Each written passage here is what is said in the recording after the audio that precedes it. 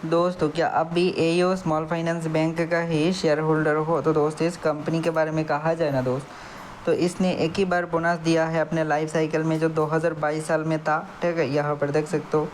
तो कंपनी का जब बोनस था उस टाइम हम भी शेयर होल्डर थे। हो सकता है अभी के टाइम पर हम नहीं है इसका शेयर होल्डर। ठीक है, किसी अलग रीज़न तो हो सकते हैं। ठीक है, और भी बहुत अच्छे अच्छे स्टॉक्स में भी शायद हमने इन्वेस्ट किया होगा।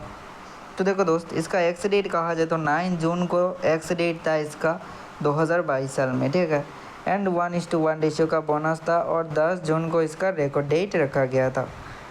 तो दोस्त क्या आप भी एयू स्मॉल फाइनेंस बैंक का ही शेयर होल्डर हो या फिर कोई अनदर स्टॉक्स का कमेंट करना ज़रूर दोस्त। और ये वीडियो सिर्फ एक इन्फॉर्मेशनल पर्पज़ के लिए है, कोई भी इन्वेस्टमेंट एडवाइस नहीं है।